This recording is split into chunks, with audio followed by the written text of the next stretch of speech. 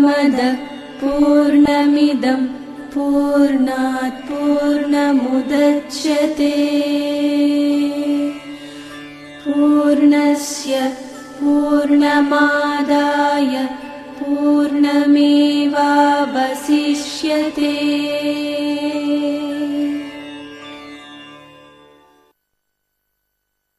ఆయన ఇచ్చేటటువంటిది, అది ఆయన నుండి నీవు కోరుకోవలసినటువంటిది.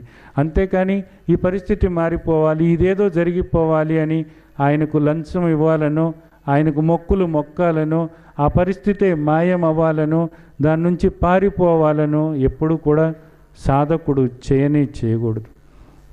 సాధకుడు ఎప్పుడు కూడా ఈ విధమైనటువంటి దృష్టితోనే ఉండాలి. ఆయన్ను ప్రార్థించాలి. ఆయన శాంతిని నేను పొందాలి అనేటటువంటి దృష్టితో ఆయన్ను ప్రార్థించాలి. ఆయన శాంతిని నేను పొందాలి అనేటటువంటి దృష్టితో ఆయన్ని ప్రార్థించాలి.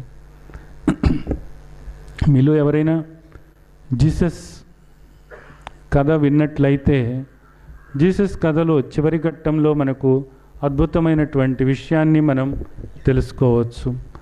ఆయన్ను సిలువ వేశారు. సిలువ వేసిన తరువాత బాధతో ఆయన విలవిలలాడుతున్నారు. ఒక ప్రక్కన బాధ అన్నది అందరికీ బాధే. ఆ సమయంలో అక్కడ ఉన్నటువంటి వాళ్ళు ఆయన దాహంతో బాధపడుతున్నప్పుడు నీళ్లు పైదాకా తీసుకెళ్ళి ఆయన నోటి దగ్గర పెట్టి నీళ్లు వంచేస్తారన్నమాట.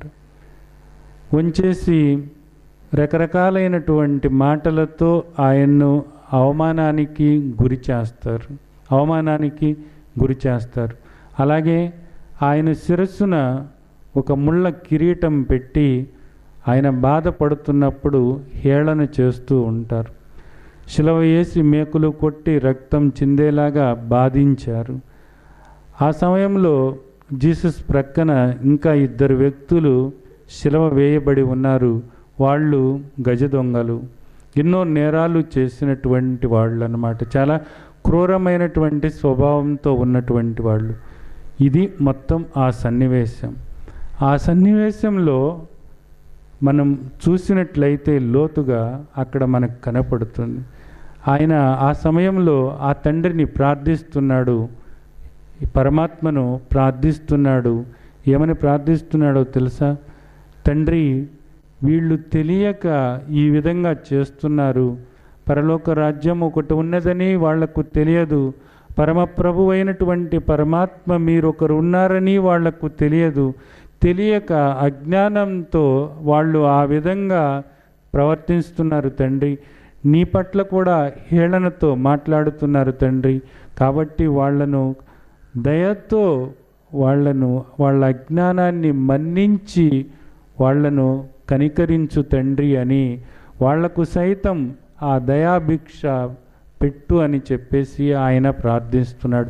అక్కడ మనకు ఆ కరుణ కనపడుతుంది. తన పట్ల అంత క్రూరంగా ప్రవర్తించినటువంటి వ్యక్తుల గురించి ఆయన ప్రార్థన చేస్తున్నాడు. అక్కడ కరుణ కనపడుతుంది మనకు. అలాగే అంత బాధలో ఉన్నప్పుడు కూడా తన ప్రక్కన 2 క్రూరమైనటువంటి నేరాలు చేసిన వ్యక్తులు ఉన్నారు.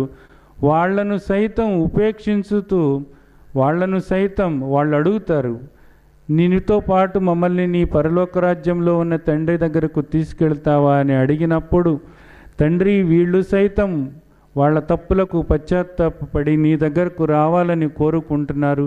వాళ్లకు నీ రాజ్యంలోకి ప్రవేశాన్ని ఇవ్వు తండ్రి అని అక్కడ ఒక ఉదాసీనత, ఉపేక్ష అన్నది మనకు కనపడుతుంది. అలాగే జీసస్కి ఆ సమయంలో సిలువ వేసినప్పుడు రక్తం చిందుతున్నప్పుడు కలిగినటువంటి బాధతో శాంతిని కోల్పోయినప్పుడు ఆయన ప్రార్థిస్తున్నాడు. ఏమనో తెలుసా? తండ్రి, నా తండ్రి, ఇన్ని రోజులు నా చెయ్యి పట్టుకుని ఉన్నటువంటి పరలోక రాజ్యంలో ఉన్నటువంటి నా తండ్రి, ఈ సమయాన నీవు కూడా నా చేతిని వదిలేసావా తండ్రి, నా చేతిని వదిలేసావా తండ్రి అంటున్నాడు. అంటే ఆ శాంతికి ఆయన దూరం అవుతున్నాడు అన్న భావన కలగ్గానే వెంటనే ప్రార్థిస్తున్నాడు. ఎవరిని? తన తండ్రిని ప్రార్థిస్తున్నాడు. ఏమని? నీ చేతిని వదలకుండా ఉండేటటువంటి శక్తిని నాకు అనుగ్రహించు అని ఆయన ప్రార్థిస్తున్నాడు. తండ్రి, నీ శాంతికి నేను దూరం అవుతున్నట్లున్నాను తండ్రి. ఇలాంటి సమయంలో నీ శాంతికి నేను దూరంగా ఉండాలని, నీ స్పర్శకు, నీ ఉనికికి, నీ స్మరణకు దూరంగా ఉండాలని నేను అనుకోవటం లేదు తండ్రి. దయచేసి నన్ను కనికరించి నీ స్పర్శ నాకు అందుతున్నట్లుగా, నీ శాంతి నాకు అందుతున్నట్లుగా, నీవు నా చెయ్యి పట్టుకుని ఉన్నట్లుగా నాకు ఆ విధమైనటువంటి ప్రజ్ఞను కలగచెయ్యి అని ఆయన ప్రార్థించుతున్నాడు అక్కడ. ఇది చేయాల్సినటువంటి ప్రార్థన. మనం మన సమస్యల్లో ఉన్నప్పుడు మంచిని చూస్తూ, మంచిని పెంచుకుంటూ, మంచిని ధ్యానిస్తూ, శాంతి వైపు నడుస్తున్నప్పుడు, ఆయన శాంతిని మనం పొందుతున్నప్పుడు, మన మార్గంలో ఆ శాంతి కలిగేటటువంటి సన్నివేశాలు, సందర్భాలు వచ్చినప్పుడు మనం చేయాల్సినటువంటిది ఒక్కటే, అది ఆయన ప్రార్థించటమే. ఏమని? ఆ సన్నివేశం మారాలని కాదు, ఆ సందర్భం నుంచి బయటపడాలని కాదు, ఒక్కటే, ఆ తండ్రి చెయ్యి వదలకూడదు అన్నది. మీకు ఒక చిన్న ఉదాహరణ నేను చెప్తాను. చిన్నపిల్లాడు ఒక తండ్రితో తిరణాళ్లకు వెళ్ళాడు. తిరణాళ్లకు వెళ్ళినప్పుడు ఆ తండ్రి చెయ్యి పట్టుకుని ఉన్నాడు. తండ్రి చెయ్యి పట్టుకుని తిరణాళ్ళంతా చూస్తున్నటువంటి పిల్లవాడు తండ్రి వదిలిపెట్టాడో, తాను వదిలిపెట్టాడో, చెయ్యి వదిలిపెట్టాడు. చెయ్యి వదిలిపెట్టిన తర్వాత కూడా తిరణాలు చూస్తూ దాంతో మమేకమవుతూ ఉన్న పిల్లవాడికి ఒక్కసారిగా హఠాత్తుగా ఒక భయంకరమైనటువంటి దృశ్యమేదో కనపడింది. కనపడగానే మొట్టమొదటగా ఆ పిల్లాడు చేసేటటువంటి పని ఏమిటి? నాన్నా అని పిలవటం. నాన్నా అని పిలిచి ఆ పిల్లవాడు చేసే పని ఏమిటి? తన చేతిని తండ్రి చేతికి అందించటం. తన చేతిని తండ్రి చేతికి అందించటం. ఆ తరువాత ఆ తండ్రి చూసుకుంటాడు, తన బిడ్డకు ఎదురైనటువంటి సన్నివేశంలో తన బిడ్డను ఉంచాలా, తన బిడ్డను ఆ సన్నివేశం నుండి తీసివేయాలా అన్నది. ఆ సన్నివేశం తన బిడ్డకు ఏ అపకారము కలిగించనిదైనప్పుడు, ఏ హాని కలిగించనిదైనప్పుడు, ఆ సన్నివేశం తన బిడ్డకు ఏదో నేర్పటానికి ఉపయోగపడేదైనప్పుడు, ఆ సన్నివేశం ఆ బిడ్డకు ఇష్టం లేకపోయినా, కష్టమైనా, భయంగా ఉన్నా, బాధగా ఉన్నా, ఆ తండ్రి ఆ సన్నివేశంలో ఉండి ఆ బిడ్డను నేర్చుకోవటానికే ప్రోత్సహించుతాడు తప్ప ఆ సన్నివేశం నుండి బయటకు లాగడు. ఇది మీ అందరికీ కూడా అనుభవమే. అలాగే మీ ముందుకు వచ్చినటువంటి ఒక ప్రతికూల పరిస్థితి, ఇబ్బందికరమైనటువంటి సన్నివేశం మీరు నేర్చుకోవటానికి అవసరమైనదే అయినప్పుడు, దాని నుండి మీరు నేర్చుకుని పరిపక్వత పొందాల్సినటువంటి అవసరం ఉన్నప్పుడు ఆ పరమాత్మ సైతం మిమ్మల్ని ఆ సన్నివేశంలోనే ఉంచుతున్నారు అనేటటువంటి విషయాన్ని గుర్తించుకుని మీరు కోరవలసినది, ఆ పిల్లవాడు తప్పిపోయినటువంటి, ఆ పిల్లవాడు చేయిజార్చుకున్నటువంటి ఆ పిల్లవాడు వెంటనే నాన్న అని పిలిచి తన చేతిని తన తండ్రి చేతికి ఏ విధంగా అందించుతాడో అదే విధంగా మీరు ఆ పరమాత్మను పిలిచి మీ చేతిని ఆ తండ్రికి అందించటమే మీరు చేయాల్సినటువంటిది. ఆ శాంతి అప్పుడు మీరు పొందుతారు, మీరు ఆ స్వాంతన పొందుతారు. ఆయన ఉనికి అప్పుడు మీకు అనుభవానికి వస్తుంది. నిజానికి తన తండ్రి చేతిలో ఉన్నటువంటి శక్తి ఏదో తప్పిపోయినటువంటి పిల్లవాడికి తెలుస్తుంది. ఆ ఉనికిలో ఉన్నటువంటి మాధుర్యం ఏదో తప్పిపోయినటువంటి పిల్లవాడికి తెలుస్తుంది. ఆ చేతిలో ఉన్నటువంటి తీయదనమేదో, ఆ స్పర్శలో ఉన్న తీయదనమేదో ఒక భయంకరమైన పరిస్థితి ఎదుర్కొన్నటువంటి పిల్లవాడికి తెలుస్తుంది. ఆ స్వాంతన ఏదో, ఆ మధురిమ ఏదో, ఆ ఆప్యాయత ఏదో, ఆ అనురాగం ఏదో అప్పుడు నిజంగా తెలుస్తుంది మీకు. సన్నివేశం నుండి పారిపోవటం కాదు, సన్నివేశం పోవాలి అని అనుకోవటం కాదు. ఆ చేతిలో ఉన్నటువంటి, ఆ స్పర్శలో ఉన్నటువంటి ఆ శక్తిని, ఆ స్వాంతన మీరు అప్పుడు పొందాలి. ఆయన శక్తి ఏదో, ఆయన ప్రేమ ఏదో, ఆయన శాంతి ఏదో అప్పుడు మీకు అనుభవం అవుతుంది. అప్పుడు మీ ప్రజ్ఞ జాగృతం అవుతుంది.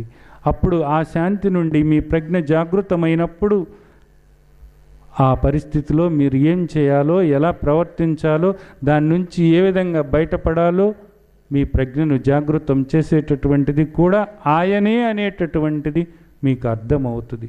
ఈ విధంగా మీరు పెరగాలి. ఈ విధంగా ఆయన స్పర్శను అనుభవానికి తెచ్చుకోవాలి. ఆయన స్పర్శను మీరు అనుభవానికి తెచ్చుకోవాలి. దీనికి తగ్గట్లుగా ఒక కృతజ్ఞత అనేటటువంటి భావాన్ని మీరు ఎప్పుడూ కూడా పెంచుకుంటూ ఉండాలి. ఆయనతో అనుక్షణము కూడా పంచుకుంటూ ఉండాలి. ప్రతి దానికి కూడా తండ్రి ఈ విధంగా ఈ పరిస్థితి నా ముందుకు తీసుకొచ్చి ఇది నాకు అవసరమైంది కాబట్టి ఇది నాకు ఇచ్చావు తండ్రి అనేటటువంటి ఒక కృతజ్ఞత భావనతో మీరు ఎప్పుడూ కూడా ఉన్నప్పుడు మీరు ఆ పరిస్థితుల్లో కూడా ఆ విధంగా ఉండగలుగుతారు. నిజానికి భగవంతుడిని ప్రార్థించటానికి కృతజ్ఞతాపూర్వకమైనటువంటి ప్రార్థన కాక మిగతా ఏ ప్రార్థన కూడా సరైనటువంటి ప్రార్థన కాదు. ఇది గుర్తుంచుకోండి. ఈ ప్రార్థనకు ఒక చక్కటి కథ ఒకటి మనం చెప్పుకుందాం ఈరోజు చివరిగా. మీలో కొంతమంది ఇప్పటికే విని ఉండవచ్చు ఈ కథ. మనం ఇంతకుముందు ఒకసారి చెప్పుకున్నట్లున్నాం. ఇక్కడ ఒక మహాత్ముడు తన శిష్యులతో కలిసి ఒక గ్రామం నుండి ఇంకో గ్రామానికి అట్లా వెళుతూ ఉంటాడు. ఒక గ్రామంలో ఆగి తన బోధ వినిపిస్తూ అక్కడ ప్రజలను ప్రభావితులను చేసి పరమాత్మ వైపు తిప్పుతూ అలాగే ఒక గ్రామం నుండి ఒక గ్రామానికి వెళుతూ ఉంటారు. వాళ్ళు చాలా నిడారంబరమైనటువంటి జీవితాన్ని గడుపుతూ ఉంటారు. అలాంటి గురు శిష్యులు ఒక రోజున ఒక గ్రామానికి వెళతారు. ఆ రోజు చీకటి పడింది బాగా. దానికి తగ్గట్లుగా చలికాలము, విపరీతమైనటువంటి మంచు కురుస్తుంది, చాలా చలి. వీళ్ళ దగ్గర చాలానే వస్త్రాలు కూడా నిజానికి లేవు దాన్ని తట్టుకోవటానికి వీలుగాను. వీళ్ళు ప్రతిరోజు కూడా వెళ్ళినటువంటి గ్రామంలో ఆ గ్రామస్తులు చేసినటువంటి ఆహారం తీసుకుని మళ్ళీ ఇంకో గ్రామానికి వెళ్ళటమే అలవాటు. కానీ వీళ్ళ దగ్గర ఏ విధమైనటువంటి సరుకులు సంబారాలు కూడా ఎవరి దగ్గర ఉండవు. అలాంటి పరిస్థితుల్లో వీళ్ళు ఒక గ్రామానికి వెళ్ళటం అనేది జరిగింది. అక్కడ శిష్యులు గురువు కూర్చున్నారు. గురువు గారు శిష్యులతో చెప్తున్నారు, గ్రామంలోకి వెళ్ళండి, గ్రామంలోకి వెళ్ళి ఈ రోజుకి మనకు కావలసినటువంటి భోజన ఏర్పాట్లు, తాగటానికి కొంచెం వేడి నీళ్లు, అలాగే ఉండటానికి తలదాచుకోవటానికి ఏదైనా సత్రవ లాంటిది ఈ గ్రామంలో మనకు ఏర్పాటు చేస్తారేమో అడగండి అని గురువుగారు చెప్పారనమాట. శిష్యులు నలుగురు 4 దిక్కుల వెళ్ళారు. వెళ్ళి ఇట్లా మా గురువుగారు ఈ గ్రామానికి వచ్చారు, ఆయన చాలా జ్ఞాని, ఆయన ఈరోజు ఉండటానికి కావలసినటువంటి ఏర్పాట్లు మీలో ఎవరైనా చేస్తారా అని అడుగుతున్నారన్నమాట. ఆ గ్రామస్తులు నిజానికి చాలా శాంతవాదంతో ఉన్నటువంటి వాళ్ళు. వీళ్ళ నిజానికి అడుక్కునేటటువంటి వాళ్ళలాగా వాళ్ళకు కనపడ్డారు. ఇలాంటి పని పాడు లేనటువంటి తిరిగేటటువంటి వాళ్లకు మా గ్రామంలో చోటు లేదు. మా గ్రామం అంతా కూడా ఉన్నతమైనటువంటి పండితులకే ఆతిథ్యం ఇస్తుంది తప్ప పాండిత్యం ఏమీ లేనటువంటి మీలాంటి పనికి మాలిన వాళ్లకు, తిరుగుబోతులకు, బిచ్చగాళ్లకు మా గ్రామంలో చోటు లేదు అని నిష్కర్షగా చెప్పారన్నమాట. అంటే వీళ్ళు చూస్తే పండితుల్లాగా లేరు. జ్ఞానం ఉన్నటువంటి వాళ్ళు ఎప్పుడు కూడా నిరాడంబరంగానే ఉంటారు కదా. దాంతో ఏమైంది, 4 శిష్యులు కూడా తిరిగి వచ్చారు 4 వైపుల నుండి. గురుదేవా, ఈరోజు మనకు ఈ గ్రామంలో ఎవరు కూడా తినటానికి పట్టెడు అన్నం కూడా పెట్టడం లేదు. అలాగే పోనీ తలదాచుకోవటానికి ఈ సల్లో కొంచెం ఆ పాడుబడిపోయినటువంటి ఆ సత్రవలో ఉంటాము అన్నా కానీ వాళ్ళు ఒప్పుకోలేదు. కొంచెం గుక్కెడు నీళ్ళన్నా ఇవ్వండి అంటే దానికి కూడా ఎవరు ఒప్పుకోలేదు గురుదేవా అని శిష్యులు దీనంగా చెప్తున్నారు. ఆకలితో లోపల మండిపోతుంది. క్షుద్బాధ విపరీతంగా ఉంది. దానికి తోడు మంచు వర్షంలాగా కురుస్తుంది. వీళ్ళ దగ్గర చాలిన బట్టలు లేవు. శరీరం అంతా కూడా మంచుతో ముద్దై చలితో వణికిపోతున్నారు. అలాంటి పరిస్థితుల్లో ఉన్నప్పుడు గురువుగారు శిష్యుల్ని కూర్చోమన్నారు. కూర్చోమని ఆయన ప్రతిరోజు కూడా వీళ్లకు ఒక అలవాటు, ప్రతిరోజు పనులన్నీ పూర్తి చేసుకుని పడుకునే ముందు ఒక ప్రార్థన చేయటం అన్నమాట. అలాగే ఈరోజు కూడా ప్రార్థన సమయం అయింది కాబట్టి ఈ రోజుకు పనులు మనం చేయాల్సినవి అన్నీ అయిపోయినాయి కాబట్టి ప్రార్థన చేద్దాం, కూర్చోండి అన్నారు గురువుగారు. అందరూ కూడా నిశ్శబ్దంగా కూర్చున్నారు, మోకాళ్ళ మీద కూర్చున్నారు. అందరూ కూడా చేతులు జోడించి అందరూ కూడా మోకాళ్ళ మీద కూర్చుని వినమ్రతతో తల దించుకుని కూర్చుని ఉన్నారు. గురువుగారు ప్రార్థిస్తున్నారు. ప్రతిరోజు గురువుగారు ప్రార్థిస్తున్నప్పుడు శిష్యులకు ఆ విధంగా మాట్లాడటం అన్నది అలవాటు. గురువుగారు ఈరోజు కూడా ప్రార్థన చేస్తున్నారు.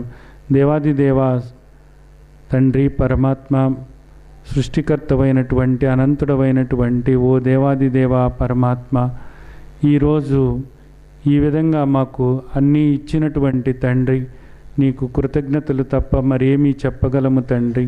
మాకు కావలసినటువంటి సకలాన్ని ఇచ్చినటువంటి ఓ దేవాది దేవ అనంతుడవైనటువంటి ఓ తండ్రి పరమాత్మ, అన్ని విషయాలు పట్టించుకొని మమ్మల్ని కంటికి రెప్పలాగా చూస్తున్నటువంటి ఓ తండ్రి అని ఈ విధంగా ప్రార్థన చేస్తున్నారు.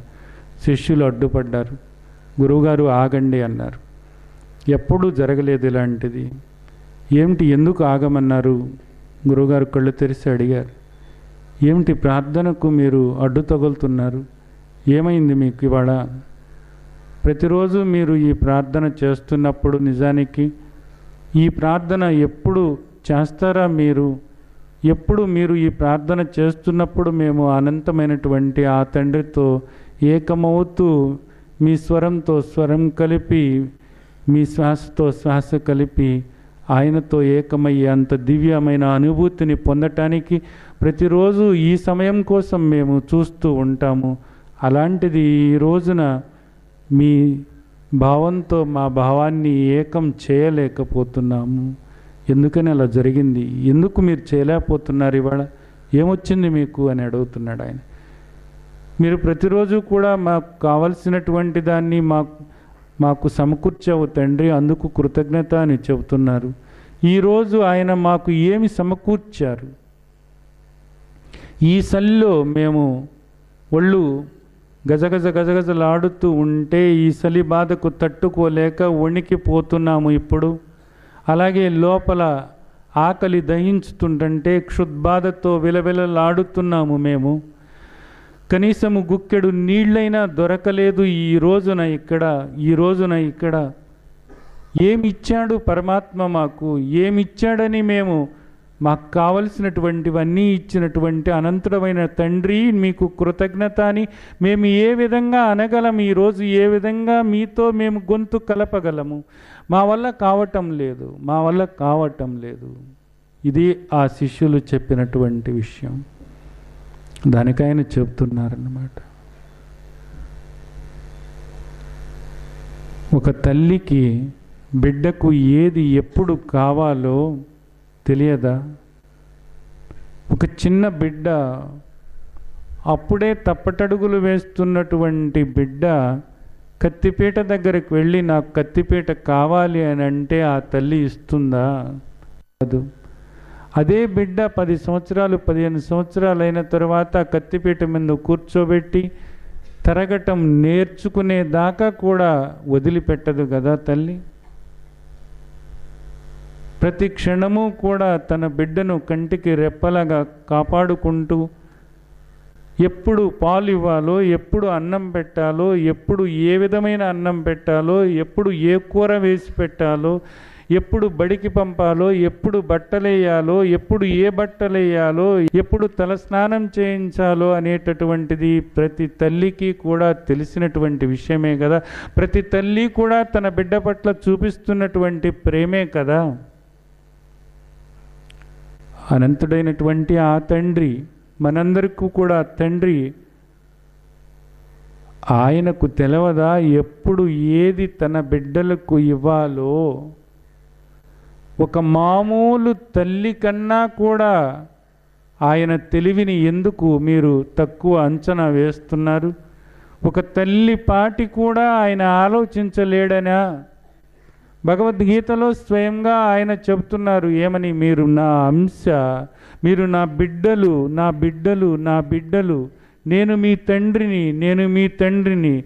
నేనే భరించేవాడిని, నేనే ధరించేవాడిని, నేనే పోషించేవాడిని, నేనే మీ హృదయాల్లో ఉన్నవాడిని, నేనే చైతన్య స్వరూపుడనై మీ ప్రతి కణములోనూ కూడా విరాజనమవుతూ మీ ప్రజ్ఞను జాగృతం పరుస్తూ మీకు శక్తిని ఇస్తూ మీ దేహంలో ఉన్న ప్రతి అవయవము ఏది ఏ పని చేయాలో, ఎలా చేయాలో, ఎప్పటి వరకు చేయాలో, ఎంతగా చేయాలో నిర్దేశిస్తున్నటువంటి ఈశ్వరుణ్ణి నేనే కదా అని ఆయన చెబుతున్నప్పుడు ఆయనకు తెలవదా నీకు ఎప్పుడు ఏది ఇవ్వాలి అనేటటువంటి విషయం? ఆయనకు తెలవదనుకుంటున్నావా? నిన్న నీకు ఆహారం ఇచ్చాడు ఆయన. మొన్న నీకు సమృద్ధిగా మృష్టాన్న భోజనం, పంచభక్ష్య పరమాణాలతో కూడినటువంటి భోజనాన్ని ఇచ్చాడు. ఇచ్చి మనందరినీ కూడా ఆ గ్రామస్తులు ఊరేగించారు. ఆ గ్రామస్తులు మనందరికీ కూడా గొప్ప సత్కారం చేశారు.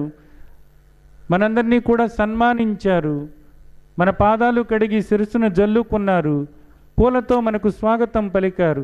ఆ రోజున నేను ప్రార్థన చేస్తున్నప్పుడు, ఇదే ప్రార్థన చేస్తున్నప్పుడు, తండ్రి ఈరోజు మాకేది కావాలో అది ఇచ్చావు తండ్రి, అందుకు నీకు కృతజ్ఞతలు అని నేను ప్రార్థిస్తున్నప్పుడు మీరు అడగలేదే? ఎందుకు మాకు ఈ సన్మానం చేయించారు అని అడగలేదే? ఎందుకు మాకు ఈ మృష్టాన్న భోజనం ఇచ్చారు అని మీరు అడగలేదే? పంచభక్ష ప్రమాణాలతో కూడిన భోజనం ఈరోజు మాకు అవసరమా అని మీరు అడగలేదే? ఆ రోజు మీకు అవసరమైంది కాబట్టి ఆయన మీకు ఇచ్చారు.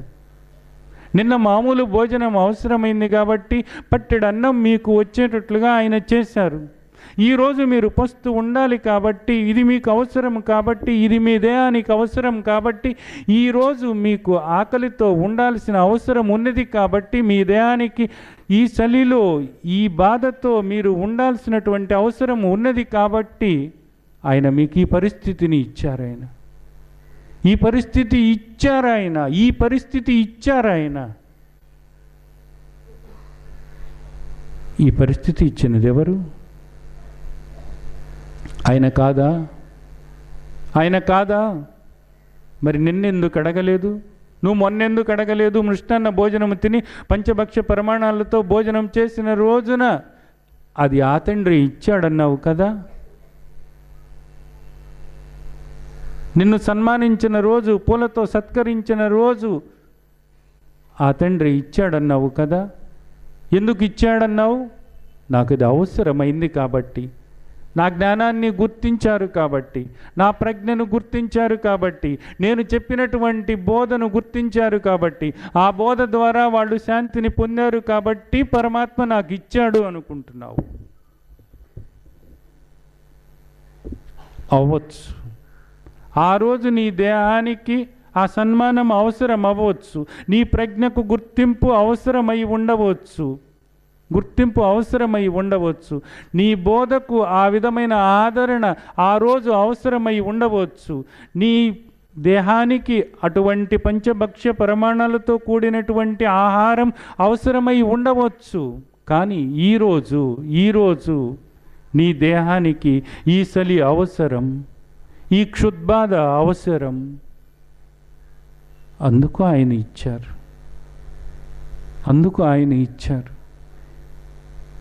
ఇది నీకెంతో అవసరం కాబట్టి ఆయన ఇచ్చారు. ఈ విధంగా ఆయన చెప్పిన తర్వాత అప్పుడు ఆ శిష్యులు ఆయనతో గొంతు కలుపుతున్నారు. ఏమని? అనంతుడమైనటువంటి నా తండ్రి పరమాత్మ విశ్వేశ్వర, ఎప్పటికీ ఏది కావాలో, ఎంత కావాలో, ఎలాంటిది కావాలో, నా దేహానికి ఏది కావాలో, నా మనస్సుకి ఏది కావాలో, ఎప్పుడెప్పుడు ఏది కావాలో అదంతా తెలుసుకుని కంటికి రెప్పలాగా కాపాడుకుంటూ నాకు అన్నీ కూడా ఇస్తున్నటువంటి ఓ దేవాది దేవా, ఈరోజు నాకు అవసరమైనటువంటి ఈ పరిస్థితిని నాకు ఇచ్చినందుకు నేను కృతజ్ఞత తెలియచేస్తున్నాను తండ్రి. హృదయపూర్వకంగా కృతజ్ఞత తెలియచేయటం తప్ప నేను నీకు ఇంకా ఏం చేయగలను తండ్రి, నిన్ను ఏ విధంగా వేడుకోగలను తండ్రి. నాకు కావలసినటువంటి ఈ పరిస్థితి సమకూర్చినటువంటి ఓ దేవాది దేవా, నీకు మనస్ఫూర్తిగా కృతజ్ఞతలు తెలియచేస్తున్నాను తండ్రి. మనకు కావలసినటువంటి ఈ పరిస్థితి మనకు ఈ విధంగా ఉండటానికి సహకరించినటువంటి ఈ గ్రామస్తులందరికీ కూడా కృతజ్ఞత తెలియచేసుకుంటున్నాను తండ్రి. వీళ్ళందరూ కూడా సుఖంగా, క్షేమంగా, సంతోషంగా ఉండాలని ప్రార్థిస్తున్నాను తండ్రి. లోకా సమస్త సుఖినో భవంతు, లోకా సమస్త సుఖినో భవంతు, లోకా సమస్త సుఖినో భవంతు. ఓం శాంతి శాంతి శాంతి. ఇది ఈ ప్రార్థన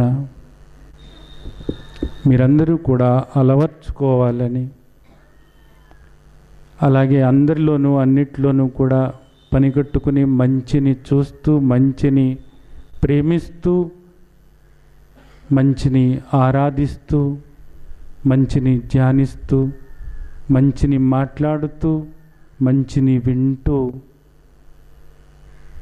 ఆయన వైపు సాగాలని, అలాగే ఆ కృతజ్ఞత భావనతో ఉండాలని ఆశిస్తూ ఆ విధంగా ఆశీర్వదిస్తున్నాను. జై భవగ్ని.